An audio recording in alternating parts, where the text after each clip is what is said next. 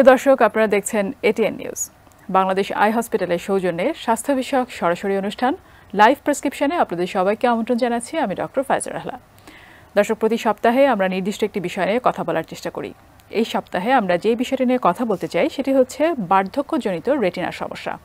এই বিষয়টি নিয়ে কথা বলতে বিশেষজ্ঞ অতিথি হিসেবে আজ আমাদের সাথে স্টুডিওতে উপস্থিত হয়েছেন ডক্টর নুসরাত বিনতে Nizam, consultant, Bangladesh eye hospital, Mirpur, Dhaka. আপনাকে অনেক ধন্যবাদ আমাদের সাথে আমাদের আজকের এই অনুষ্ঠানে যোগ দেওয়ার জন্য। আপনাকেও ধন্যবাদ। দর্শক, আমাদের মূল আলোচনায় যাবার আগে আপনাদেরকে জানাতে চাই, যদি আপনাদের এই বিষয়ে কোনো প্রশ্ন থাকে বা কোনো মতামত থাকে তাহলে 0241010469 এই নম্বরে ফোন করে প্রশ্নটি করতে পারেন।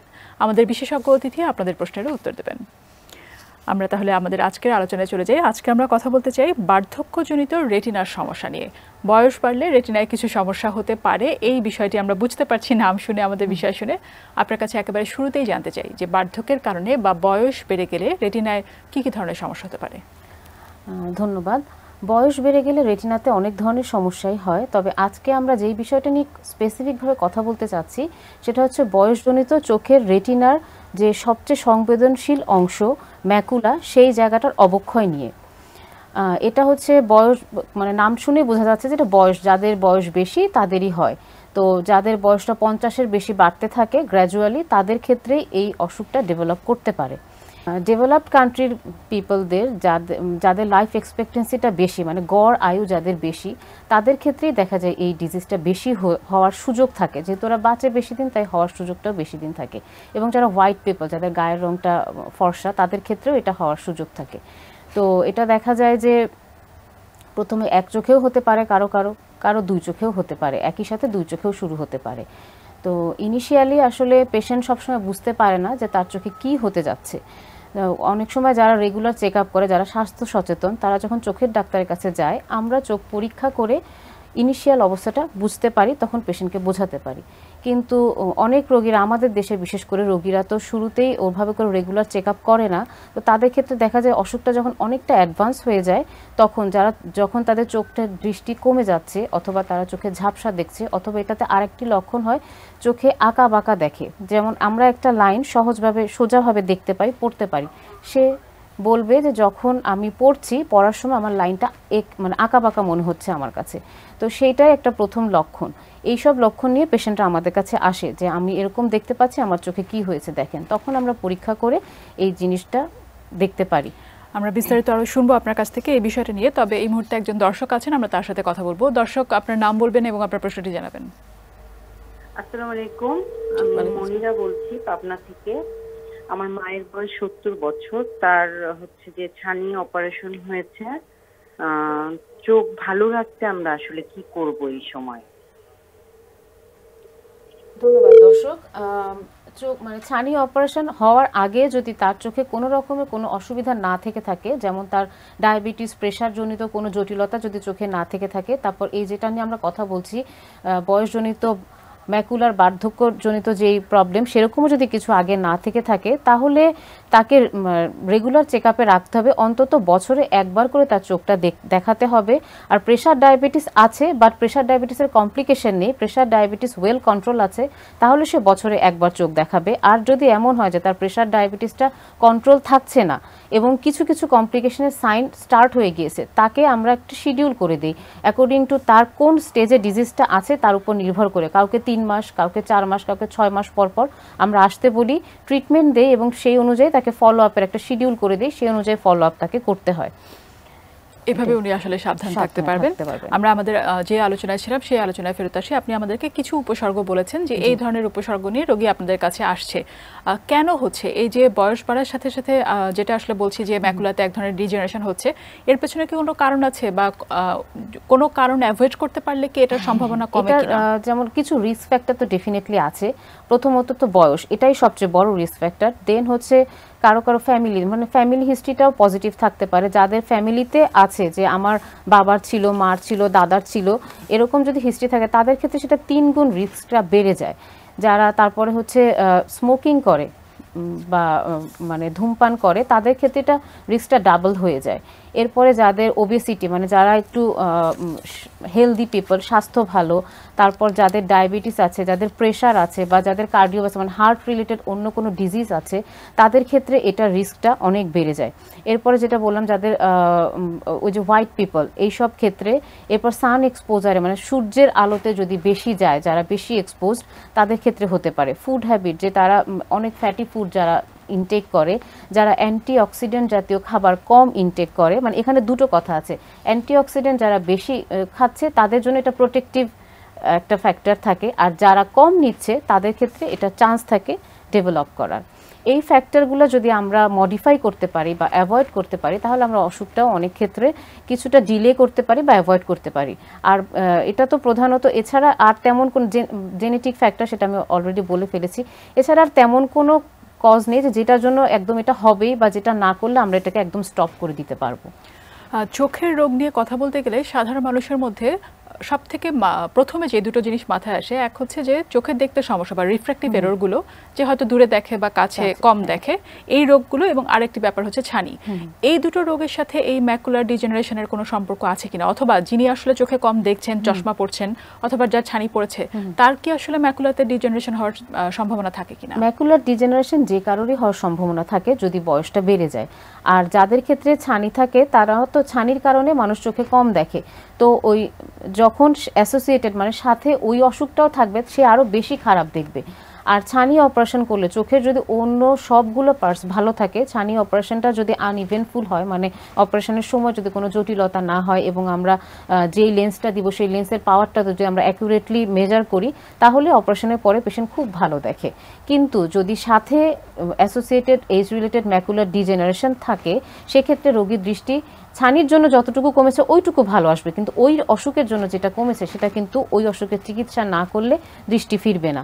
আর এই অসুখটা হচ্ছে এমন যে এটাকে চিকিৎসা করে আমরা দৃষ্টি অনেকাংশে ভালো করতে পারি, কিন্তু একেবারেই ডিজিজ ফ্রি অথবা আগের মতো পেশেন্ট আগে যেমন দেখতো সেরকম কখনোই করে দেওয়া যায় না।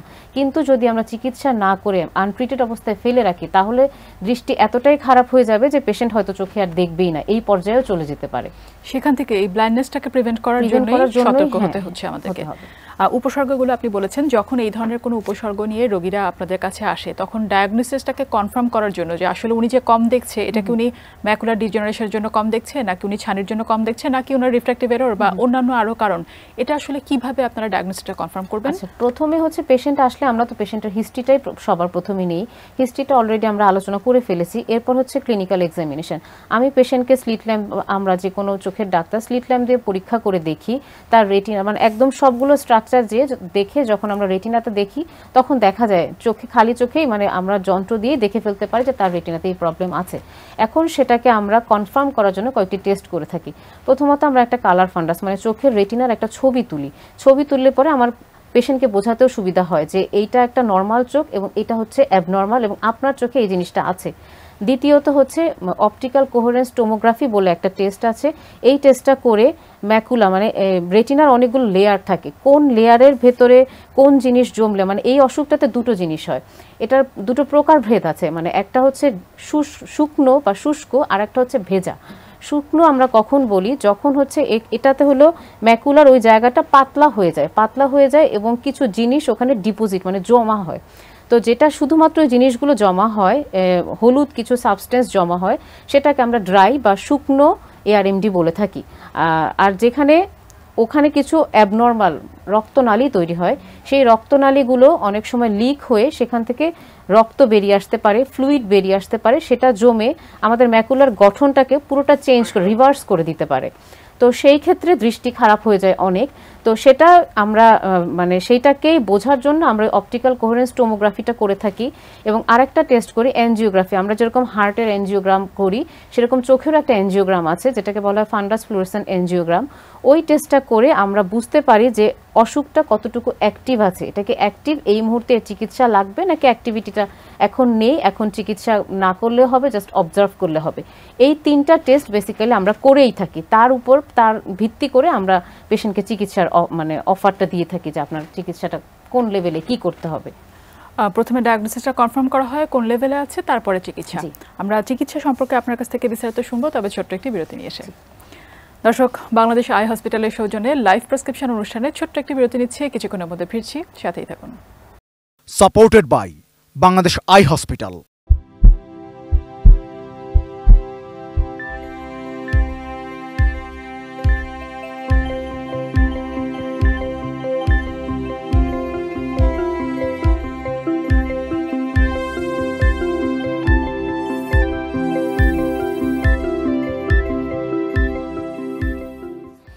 ফিরে এলাম বিরতির পর। বাংলাদেশ আই হসপিটালের সৌজন্যে লাইভ প্রেসক্রিপশন এই অনুষ্ঠানে আরও একবার আপনাদের সবাইকে আমন্ত্রণ জানাচ্ছি। আমি ডক্টর ফাইজা রাহলা। দর্শক, আজকে আমরা কথা বলছি বার্ধক্যজনিত রেটিনার সমস্যা এই বিষয়টি নিয়ে, এবং অতিথি হিসেবে আজ আমাদের সাথে আছেন ডক্টর নুসরাত বিনতে Nizam, consultant, Bangladesh eye hospital, Mirpur, Dhaka. আরও একবার আপনাকে ধন্যবাদ দিতে চাই আমাদের সাথে আমাদের আজকের এই অনুষ্ঠানে যোগ দেওয়ার জন্য।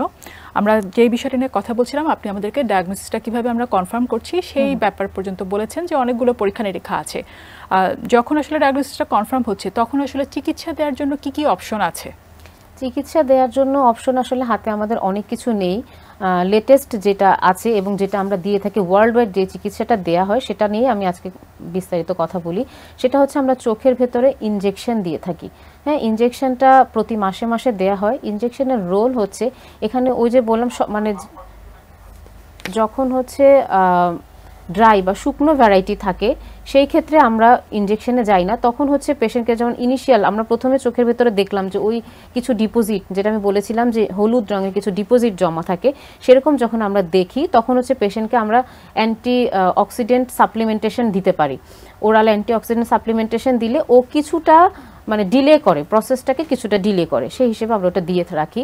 আর যখন এটা ড্রাই থেকে ওয়েটেড টার্ন নেয় অথবা পেশেন্ট আসেই আমাদের কাছে প্রথমেই ওয়েট ভ্যারাইটি নিয়ে আমরা টেস্টগুলো করে যখন কনফার্ম হয়ে যায় এবং ডিজিজের অ্যাক্টিভিটি দেখি যে অ্যাক্টিভ আছে, সেক্ষেত্রে আমরা ইনজেকশনের অফার করি। ইনজেকশনের কাজ হচ্ছে এই যে অস্বাভাবিক রক্তনালীগুলো তৈরি হচ্ছে এগুলোকে সাপ্রেস করা, যেন রক্তনালীগুলো তৈরি হতে না পারে। অথবা এটাতে অনেক সময় একটা আবরণ, মানে এই রক্তনালী তৈরি হতে হতে এখানে একটা আবরণের মতো পড়ে যায় ম্যাকুলার উপরে, সেই আবরণটা তৈরি করতে বাধা দেয়া। অথবা কিছু কিছু লেটেস্ট ইনজেকশন এসেছে যারা ওই আবরণটাকেও কিছুটা সরানোর জন্য হেল্প করে। তো সেই রকম কারণে আমরা ইনজেকশনগুলো দিয়ে থাকি। সেটা প্রতি মাসে একটা করে দিয়ে থাকি। একটা দেওয়ার পরে অন্তত ইনিশিয়াল, বেশিরভাগ ইনজেকশনগুলো ইনিশিয়াল 3টা বা 4টা দিয়ে ফেলতে হয়। দেওয়ার পরে আমরা পেশেন্টকে আবার দেখি, টেস্টগুলো দরকার হলে রিপিট করি যে তার অ্যাক্টিভিটি কতটুকু কমলো, তার দৃষ্টিশক্তি কতটুকু উন্নতি ঘটলো। এর উপর নির্ভর করে যদি দেখি যে হ্যাঁ তার উন্নতি হচ্ছে, তারপরে আবার আমাদের ডোজ শিডিউল অনুযায়ী তাকে 3 মাস গ্যাপ দিয়ে 3 মাস পরপর ইনজেকশন আবার দেওয়া হয়। এরকম ইনজেকশন চালানো, মানে প্রথমে লোডিং ডোজ দিয়ে পরে মেইনটেনেন্স ডোজে আমরা ইনজেকশনগুলো দিয়ে থাকি।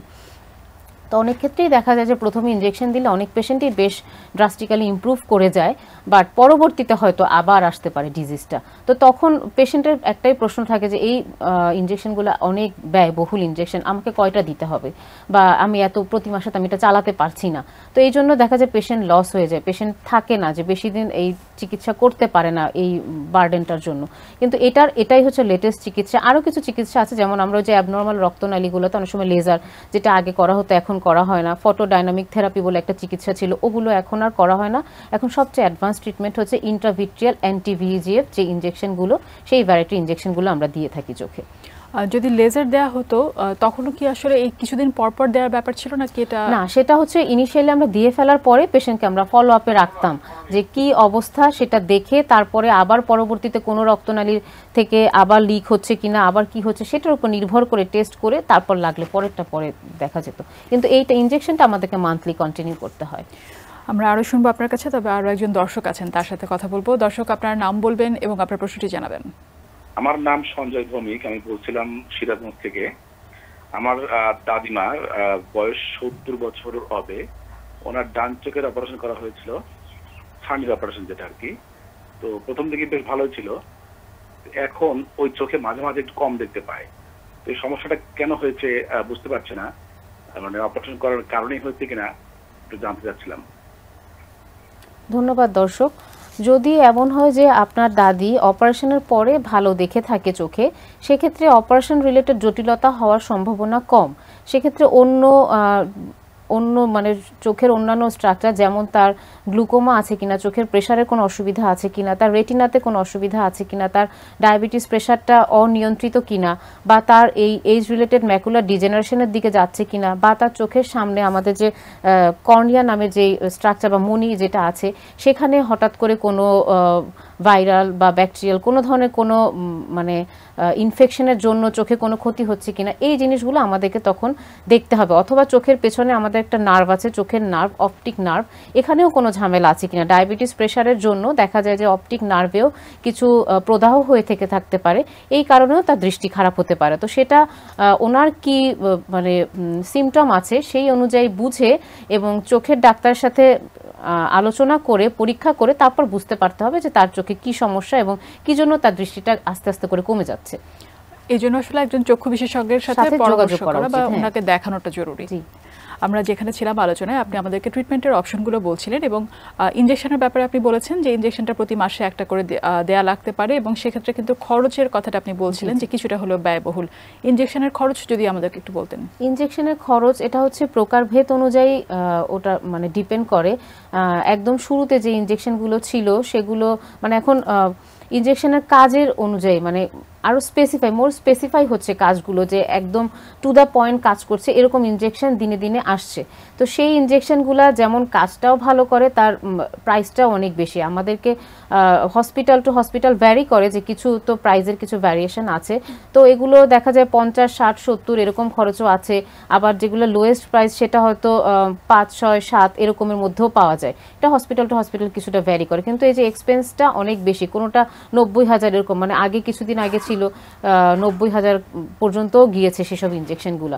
তো এটা যেহেতু মাসে মাসে নেওয়াটা একটু ব্যয়বহুল হয়ে যায় রোগীদের জন্য, কিন্তু যতটাই ব্যয়বহুল হোক না কেন চিকিৎসা যেমন করতে হবে এবং এই চিকিৎসাতে মানে এই অসুখের উন্নতিটাও সেরকমভাবেই পাওয়া যায়।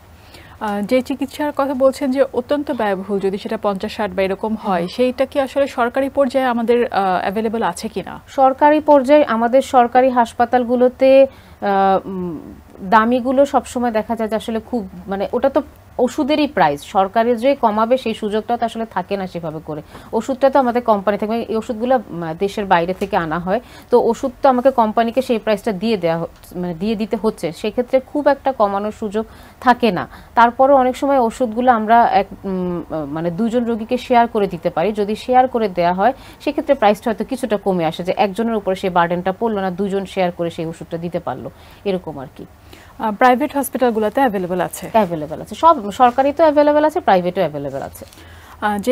যেহেতু আসলে চিকিৎসাটা অত্যন্ত ব্যয়বহুল, কোনো কোনো রোগী এমন হতে পারে যে ওনারা হয়তো দিতে পারছেন না, সেই ক্ষেত্রে পরবর্তীতে কি হতে পারে, কনসিকোয়েন্সেস কি হতে পারে? কনসিকোয়েন্স যেটা বললাম যে এটা একদম দৃষ্টি চলে যেতে পারে, এরকম কনসিকোয়েন্সও হতে পারে যদি আনট্রিটেড অবস্থায় রেখে দেওয়া হয়।